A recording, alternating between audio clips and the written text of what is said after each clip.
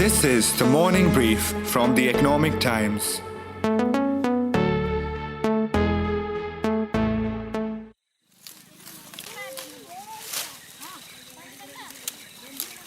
Two leaves and a bud shoot, or a large one leaf and a bud shoot. A century-old tradition carried out almost entirely by women in India is a delicate plucking exercise that eventually finds its way to your morning cup of hot tea or chai.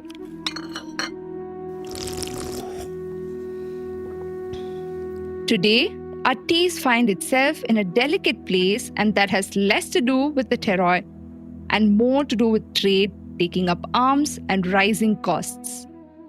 So I genuinely feel extremely empathetic towards what's happening in Sri Lanka. From our perspective, from an India perspective, definitely it is an opportunity. That's a new age disruptor who wears his India tea brand proudly on his sleeve. The reading of the tea leaves is changing and is signaling an export opportunity brewing for the world's second largest producer, that is India. With a dominant exporter, Sri Lanka facing an acute economic crisis. You see, the demand for Indian Orthodox, especially Assam Orthodox, has been gradually picking up. This year has been a revelation for quality Assam Orthodox, and the auction averages are a proof of this, which today are at an all-time high. Good news, the aromatic Darjeeling is trying to climb up the tea heap in the UK and the USA. The robust, full-bodied Assam again brewing cups in Russia. But will this help India step up on a global tea platform where it has missed a mention? Also, what baffles me the most, why and how did our neighbors like Sri Lanka and Kenya become bigger exporters of tea and get ahead of India, even with our old history with the British Raj, who planted tea in the foothills of Duars, Assam, or Nilgiris after coming across this magic drink in China?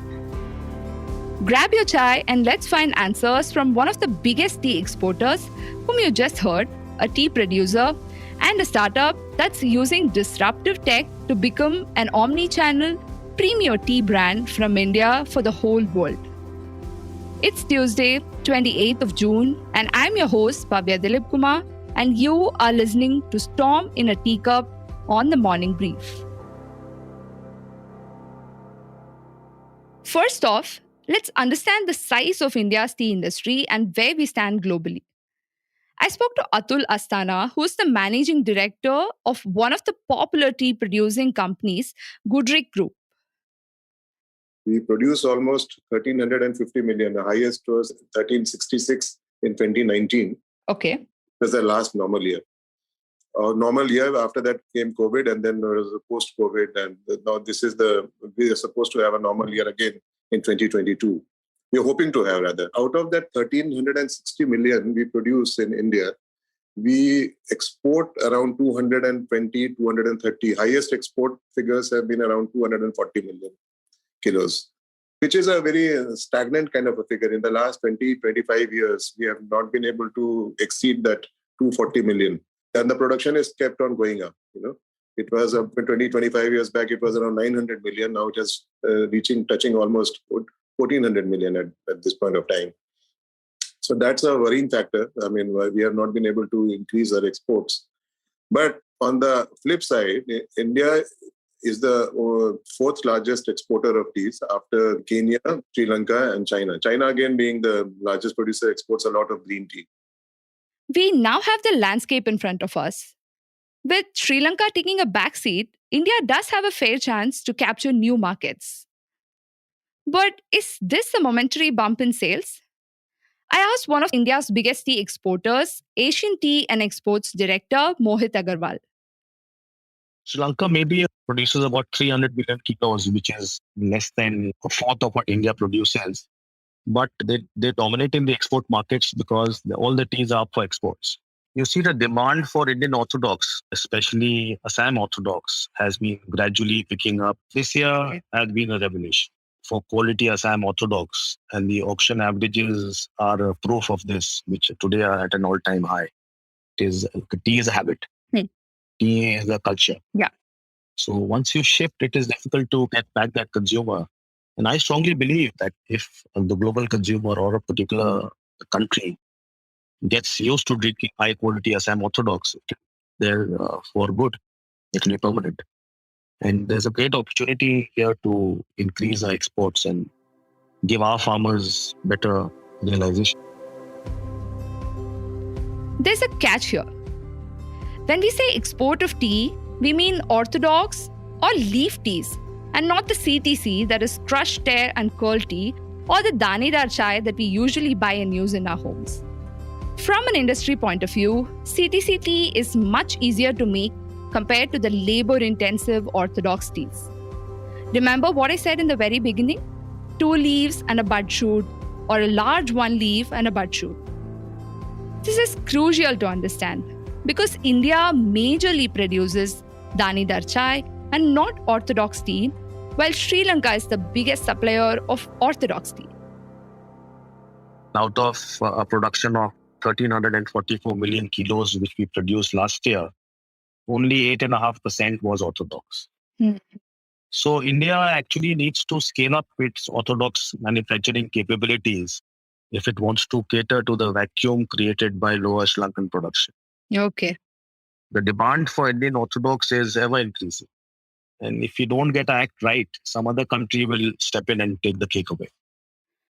Opportunities for orthodox tea globally are plenty and the market is huge. As an exporter, I would say yes, the demand is there. Nicotine orthodox is very well perceived and well sought after in the international market. So as a producer, you need to invest and change the machinery and shift to making orthodox teas. The proof is in the remuneration, where there is a distinctly high revenue and sales price of orthodox compared to CTC today. So if it does make commercial sense to shift to orthodox, not only for the people who are capable of making orthodox, but this will also help the traditional CTC producers because there'll be less pressure on the CTC availability. However, from a producer's point of view, it's not an easy task. It takes a lot of investment. Some say it takes a capital investment of at least 500 crore rupees to 600 crores, depending on the size of the factory and the production required. And it also demands more labor. It's not like a switch you can put on and off, while producing orthodox. So it requires a lot of expertise. Out of majorly India is a CTC producer. Out of that, maybe 10% we produce orthodox. Orthodox tea, which is produced, takes a much longer time. In orthodox production, the processing of the rolling and fermenting takes around 2.5 hours, while in CTC, that same thing takes only 1 hour. And even if the producers decide to make the shift, it would take a lot of time and a reduced supply of CTC or danedar chai in the domestic market, which may lead to prices going up. You and me, are we ready to spend more on chai then? Remember, we spoke a little earlier about India being pushed to the 4th place in terms of exports, even though our production is 2 to 4 times larger than what Kenya and Sri Lanka produce. Here's one of the reasons why. What happens is Kenya and Sri Lanka don't drink tea domestic. There is no market for domestic tea over there. India that way is lucky because our population also is growing at around 2.5% and tea production also growing. So that it's keeping almost at pace with the population growth. Last 10 years, of course, the tea production has outpaced the population growth. Our per capita consumption in the country is around 780 grams, which is low actually. Countries like UK and Turkey and all are much above us. Turkey, I think, is around 2.5 kilograms. So what happens is even that 780 grams also ensures that we consume out of that 1,360 million, we consume around 1100, 1050, 1100 million we consume within the country. And say 200 is exported. So 11 and 2, 1300. So we have got a surplus of around 100 million approximately. The challenges is basically now the production has outpaced the population growth and we are not being able to inspire people to drink more tea in the country. Atul left us with a very strong and saddening note. India is not able to inspire people to drink more tea. Meaning there's not enough promotion for Indian chai either within India or globally. But I don't want to be left hanging when it comes to my favorite drink. So I caught up with Bala Sarda, co-founder of Vahdam Tea, a multi-generation homegrown tea and spice company, but one that he's given a contemporary twist. I remember when I was looking to start the brand in the next 2-3 months, one CMO of a very big CPG company, in fact, told me when I told him the story that this is what I want to do and I want to take India to the world. We deserve an Indian brand.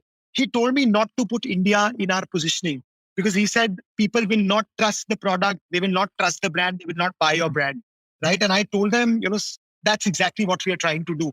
Secondly, and most importantly, I think India deserved a homegrown brand which could retain value here at source in India, which has multiple benefits. Why are Vahdam and other new age startups like Teabox fighting so hard to be a homegrown brand when bulk exports are much more profitable? Tea is actually one of the largest employees of labor in India. And the entire industry has been plagued with a lot of problems. We know that already.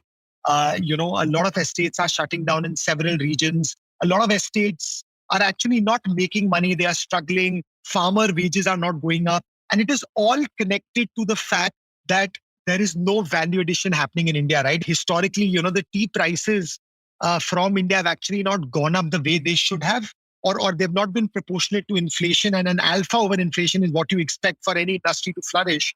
And the main reason for that has been, most of Indian teas, if you look at, since Britishers planted tea here in India, has been exported at single digit margins by bulk exporters to foreign brands, then package it, brand it, and sell it at multiple X margins. Whereas our Indian exporters make a single digit margin, if not more, on these exports, right? That also does not give them any leverage over their partners, right? When India's teas are not branded or marketed, it is considered as any other commodity. And when farmers increase prices due to obvious reasons like seasonal factors or commercial issues, importers of other countries will look for cheaper bulk tea alternatives from Kenya or Sri Lanka. Like you see, because there's no importance of India origin tea.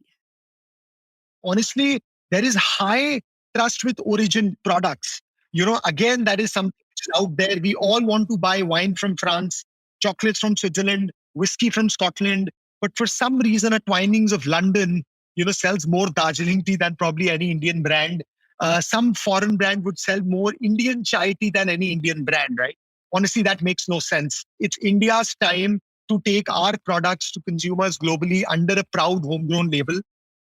And it's also important to understand how the other markets, including the West, view India's upcoming homegrown brands. If you look at Western markets, the majority chunk of consumers who are willing to pay a premium for products which are coming direct from origin because they understand that products from origin actually help farmers in the local country earn a better livelihood, right? 95% of our sales are to mainstream Americans, mainstream Britishers, mainstream Europeans, and so on and so forth. So our journey tells us that consumers were looking for this. They want to buy a Darjeeling tea from Darjeeling and an Indian chai from an Indian brand and a turmeric from an Indian company. The present gain from capturing some of Sri Lanka's markets, argues Bala, may be short lived if we fail to build and nurture our homegrown brand. Maybe even have a GI, Orange Pekoe from Darjeeling, Muscatel from Assam, or more importantly, chai from India. From an India perspective, definitely it is an opportunity. But my strong sense is that if we continue to focus on bulk exports and believe that given Sri Lankan exports have become more expensive, right, or their ability to export has gone down for the short period of time and we sort of captured that through bulk exports, then my sense is it's going to be short-lived and it's just a tailwind. But if we as an industry can think of marketing Indian tea as a brand, if private players like Vahdam and so many others, right, who are doing a wonderful job of at least trying to take Indian tea global under a homegrown brand, I think if we can do that well, then we can actually convert this opportunity into a long-term opportunity. Many big and small tea producers have realized the benefits of selling value added teas. In fact, even in Goodricke, it's playing out.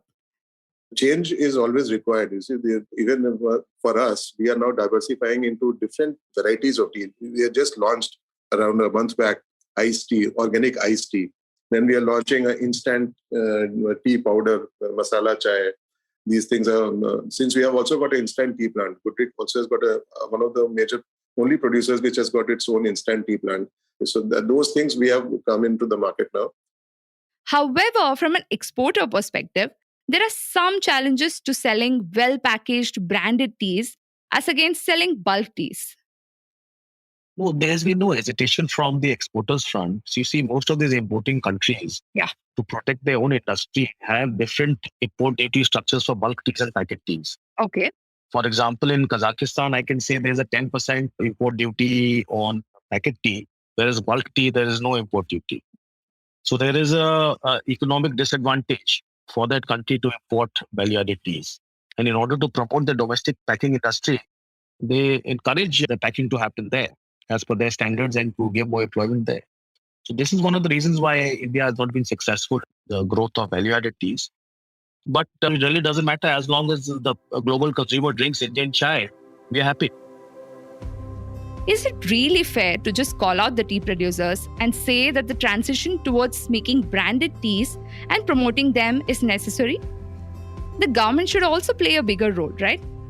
I mean, every industry like travel, tourism, EVs, and even eggs at one point, and others got a big push and promoted by the government.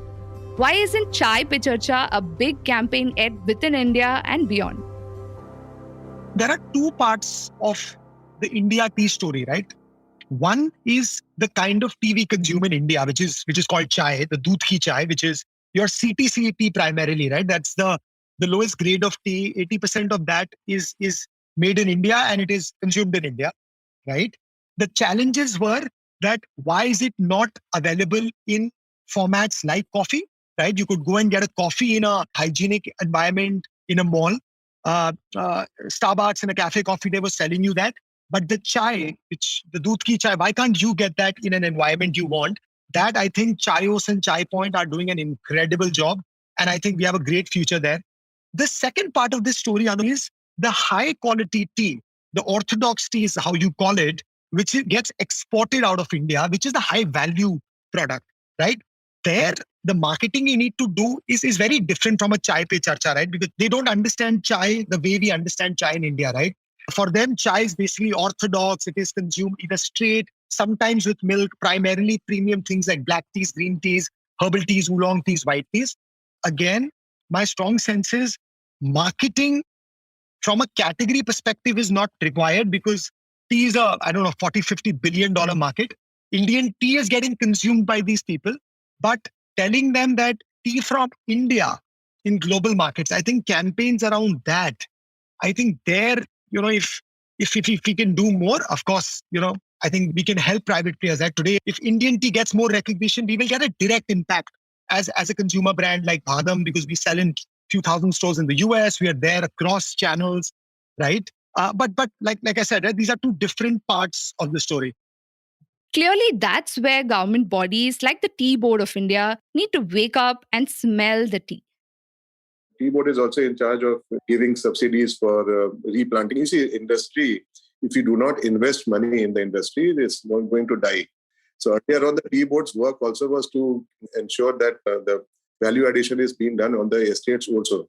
You have to keep uprooting unviable tea area and plant with new tea area, which is a more productive, better quality. Those kind of initiatives were there, and the Tea Board used to come and inspect and see whether the thing has been done, and they used to give us a some part of the investment used to be subsidized and given by Tea Board. So those things have been stopped now last 2-3 years because they decide that they are not being allocated enough funds from Delhi. So those things need to come back to the Tea Board, and then only the industry is going to sustain itself. Otherwise, only the bigger players can sustain. And you see, last 10 years or 15 years, the bigger players are all falling all over the roadside, except for 2-3 players. The rest of the people have all gone.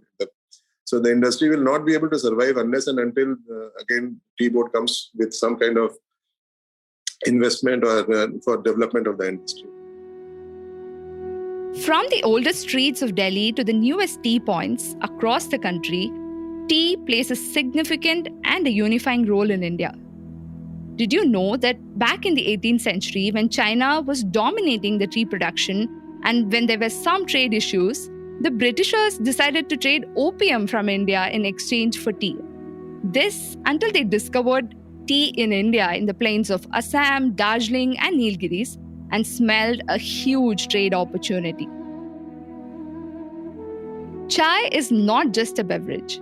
It pulls at the heartstrings of every second Indian that I know of. As much as the government policies need to be modernized, the myopia of several tea companies who chose short-term profits over long-term investments need to change. Every time there is an election in Bengal, Assam, or even Tamil Nadu or Kerala, politicians come and start plucking tea with the ladies of the plantation for a photo op. Nobody's people become everyone's voters. Wanted to leave you with a number. Last year, an Assam varietal was sold at 1 lakh a kilo by contemporary brokers at an auction. In the same year, on the eve of International Women's Day, 2,000 Assamese laborers took to the streets in their predominantly plantation-centric district in Assam under the All Adivasi Women's Association banner, demanding a near doubling of daily cash wages to 351 rupees as against the 50 rupees stopgap. And the upward revision was approved on the poll eve by the sitting BJP government. If the lowest common denominator does not prosper, how can the trade? Thank you so much, Atul, Mohit, and Bala. I'm your host, Bhavya Dilipkumar, and you've been listening to Storm in a Teacup on the Morning Brief. This episode was produced by Diya Rekhi from ET and Soundarya Jayachandran from Avas. Sound editors, Indranil Bhattacharjee from The Economic Times and Swati Joshi from Avas. Executive producers, Anupriya Bahadur and Arijit Burman. Special thanks to Shutanuka Ghoshal. If you liked this episode, please make sure to share it on your social media. The Morning Brief airs every Tuesday, Thursday, and Friday. Do tune in to ET Play, our latest platform for all audio content, including the Morning Brief. Thank you. Have a great day. All clips used in this episode belong to their respective owners. Credits mentioned in the description.